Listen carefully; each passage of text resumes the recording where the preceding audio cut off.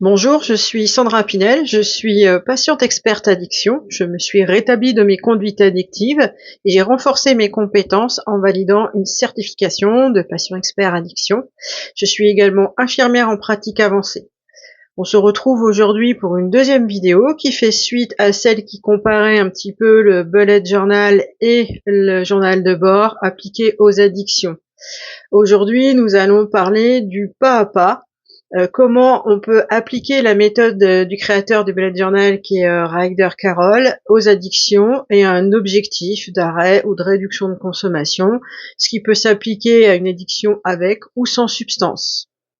Lors de la dernière vidéo que vous retrouverez en description, je vous proposais de faire un inventaire mental qui permet donc avec 3 colonnes de noter ce que je fais actuellement, ce que je devrais faire et ce que j'ai envie de faire. Ça permet aussi de faire le point sur ce qui est vraiment indispensable, parce que parfois on a envie de faire plein de choses, et puis peut-être que c'est pas ça la priorité. Donc ça permet vraiment de dégager ça et de garder l'important pour soi, de faire des priorités. Vous avez aussi un exercice qui est intéressant à faire, enfin moi je me suis amusée à le faire, c'est le compte des devis. On a devis VIES, les vies. On a 2 chemins qui s'offrent à nous. D'un côté, on a le chemin tout tracé. Alors ça peut être la maison, le mari, les enfants, par exemple, un travail, voilà, comme nos parents ont pu l'imaginer pour nous, par exemple, quand on était petits.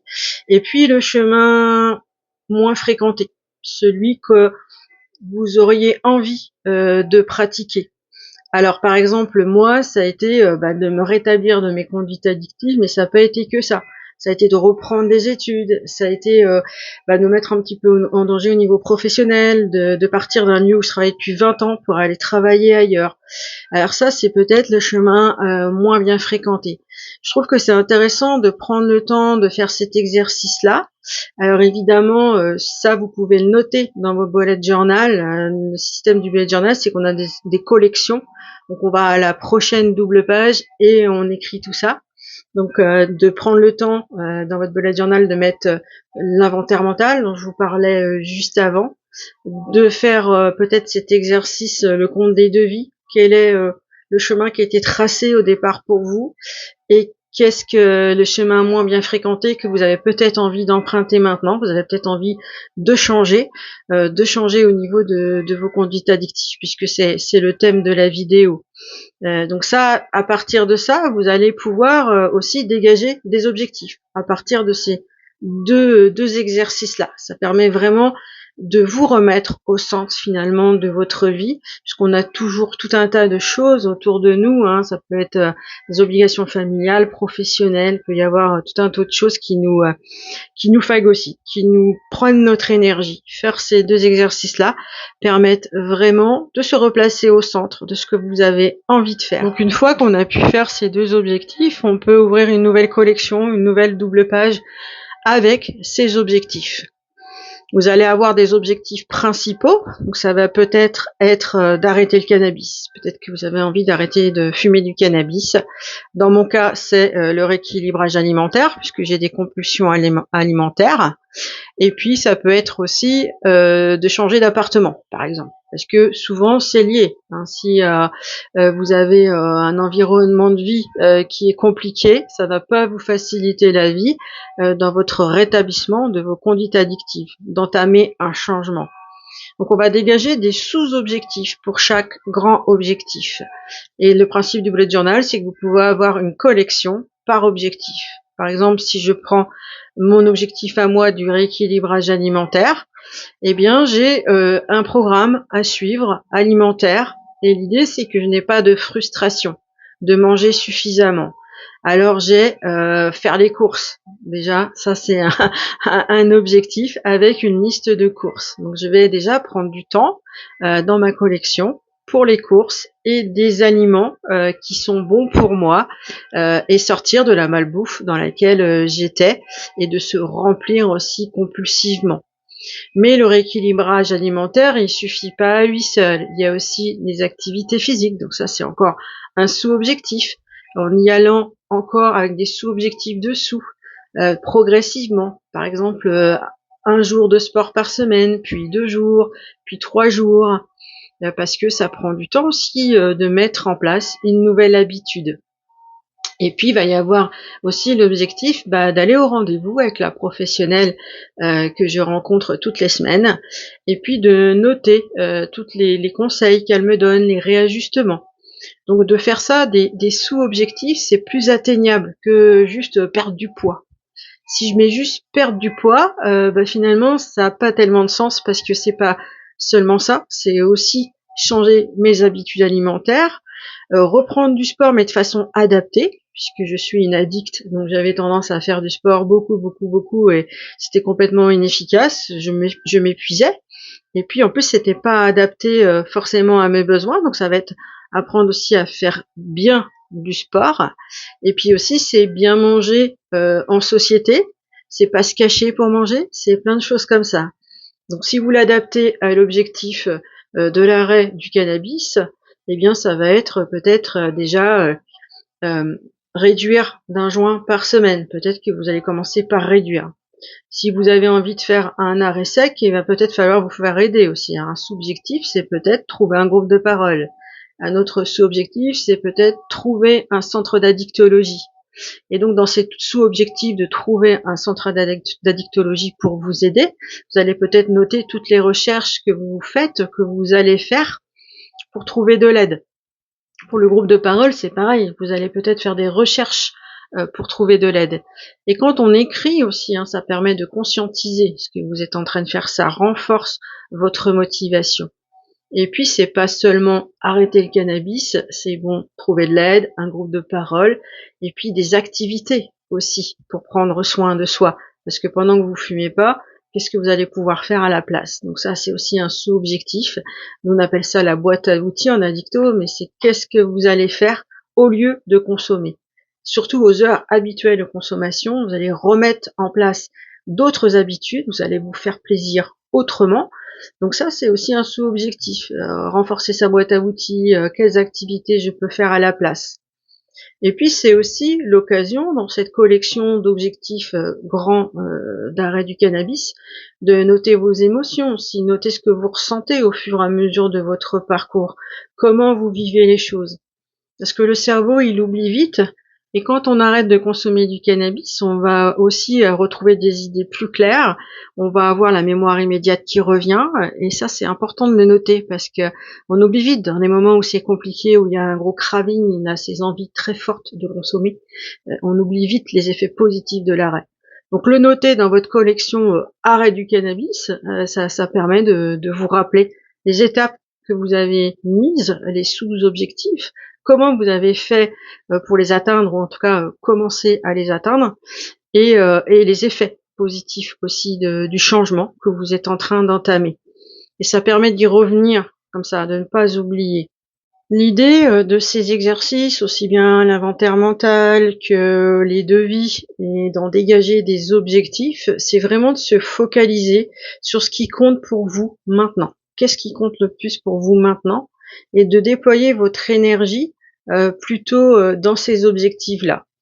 Mais c'est aussi de ne pas se mettre trop en difficulté dans des choses qui sont atteignables et puis qui peuvent entraîner des sentiments d'échec, où on se sent pas bien parce qu'on n'arrive pas à faire ce qu'on veut.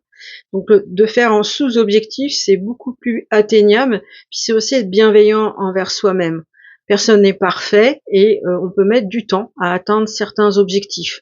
Donc en y allant pas à pas, c'est beaucoup plus simple.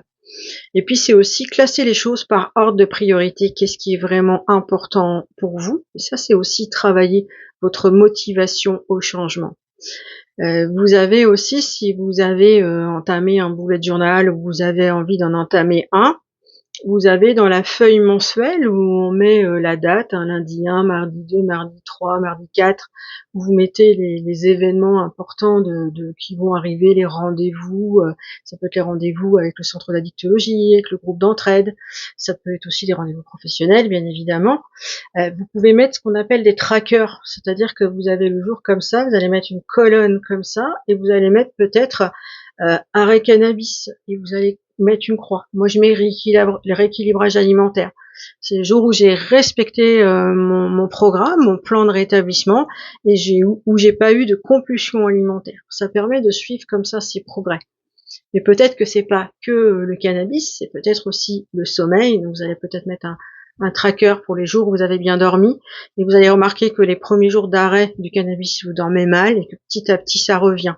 C'est important de noter tout ça. Vous allez peut-être aussi faire des exercices de cohérence cardiaque, vous imposez 2 exercices par jour par exemple, et vous pouvez avec les trackers comme ça, croiser, faire des croix sur chaque jour, vous avez pu le faire. Pour moi, il y a le sport aussi que je rajoute. Alors c'est inutile d'avoir 10 000 trackers, hein. L'idée c'est de, suivant votre objectif, donc si je prends arrêt du cannabis, il y a peut-être le sommeil qui va être important. Il y a peut-être faire des exercices de respiration comme la cohérence cardiaque. Il y a peut-être aller aux réunions du groupe d'entraide, et vous allez pouvoir mettre des croix à chaque fois que vous le faites, et voir vos progrès. Il faut vraiment que ce soit des suivis au regard de votre objectif principal, quelque chose qui a du sens pour vous. Pas vous phagocyter avec plein de choses, mais vraiment ce qui est important. Toujours dans cet objectif du pas à pas et d'un rétablissement de conduite addictive, hein, que ce soit avec ou sans substance, c'est vraiment important de réintroduire la notion de plaisir. On a toujours commencé par consommer un produit ou avoir une activité compulsive avec un plaisir qui arrive quand on consomme. La première cigarette, le premier verre d'alcool, ou la première fois qu'on a joué à un jeu vidéo, il y a eu forcément du plaisir. Et puis petit à petit, l'addiction, c'est la perte de la liberté de s'abstenir, mais aussi, il y a plus de plaisir. C'est vraiment juste jouer pour apaiser un malaise, un mal-être, par exemple, hein. Donc l'idée, c'est de réintroduire le plaisir, les plaisirs simples de la vie. Donc vous pouvez déjà vous féliciter pour chaque étape que vous atteignez, vos sous-objectifs que vous arrivez à atteindre. Et ça, c'est vraiment important. Par exemple, vous faire un petit cadeau à chaque fois que vous avez atteint une étape. Alors ça peut être un truc tout simple, hein, se faire un bon repas. Ça peut être aller au cinéma, ça peut être s'offrir un bracelet, je sais pas, quelque chose qui a une signification pour vous et qui vous donne du plaisir finalement en ayant atteint un objectif de rétablissement plutôt qu'en consommant. Donc c'est vraiment important. Et puis ça redonne confiance en soi aussi, parce que quand on est dans des consommations ou dans mon cas là de compulsion alimentaire, on perd de l'estime de soi. Hein, on se dit qu'on est nul, on n'y arrivera jamais, c'est pas possible. Alors que à chaque petite étape qu'on fait, vraiment des petites étapes, c'est ça qui est important, c'est ça qui permet de monter petit à petit. Et si on se récompense à chaque fois, ça nous redonne un peu d'estime de soi, voilà, j'ai réussi à faire quelque chose. Et puis on peut avoir une autre double page, hein, les collections là du bullet journal, qui sont la page de gratitude, où on se remercie, où on se félicite de chaque étape. Ça c'est important de noter ce qu'on a ressenti. Par exemple, vous avez réussi à enlever 1 joint par jour, par semaine. Vous avez réussi à enlever 1 joint, vous fumiez, 8 joints, vous en fumez plus que 7. Eh bien, vous pouvez vous féliciter de ça. Ça paraît pas grand-chose, mais pourtant c'est déjà énorme. Et puis, vous pouvez vous féliciter parce que vous avez osé appeler le centre d'addictologie, par exemple, et prendre un rendez-vous. Vous vous félicitez de ça, vous le notez dans votre page de gratitude. Et puis, vous pouvez vous remercier ensuite parce que vous avez été au rendez-vous. Vous voyez, c'est des petits pas, mais c'est comme ça qu'on va réussir à retrouver de l'estime de soi, vraiment pas à pas, quotidiennement, jour après jour. Toujours d'après la méthode de Ryder Carroll et du bullet journal, il y a un exercice que j'ai trouvé intéressant quand on est bloqué dans un objectif à atteindre, un sous-objectif. C'est la méthode des 5 pourquoi. C'est-à-dire que je vais me poser des questions à moi-même. Alors je vous montre un exemple. Pourquoi je veux arrêter de consommer? Je réponds parce que j'ai des problèmes au travail. Pourquoi j'arrive en retard et je n'arrive pas à bien faire mon travail? Pourquoi je n'arrive pas à me réveiller? Pourquoi je consomme jusqu'à plus de 23 heures? Pourquoi je n'arrive pas à dormir? Donc j'arrive dans ma série de pourquoi qui au départ, pourquoi je veux arrêter de consommer, où je me rends compte du lien entre le sommeil et les consommations. Et peut-être que si je prends en compte cette dimension du sommeil, en allant voir mon médecin traitant, mais aussi peut-être en mettant en place quelques petites choses, pas d'écran avant de se coucher, justement consommer moins tard, arrêter de consommer peut-être à 23h, à 22h, pardon, puisque c'était 23h, mais 22h ou 21h, eh bien peut-être que je vais améliorer mon sommeil et que du coup je vais réussir à réduire ma consommation. Prendre en compte cette dimension qui apparaît en faisant la méthode des pourquoi. Ouais, j'ai trouvé ça intéressant à vous partager comme exercice. Tout ça, ces petits pas, ça permet vraiment de reprendre le pouvoir sur sa vie, de reprendre le contrôle sur sa vie, là où l'addiction avait pris le pouvoir, où c'était elle qui commandait, avec un temps infini à passer parfois à cacher ou à se procurer le produit ou à consommer.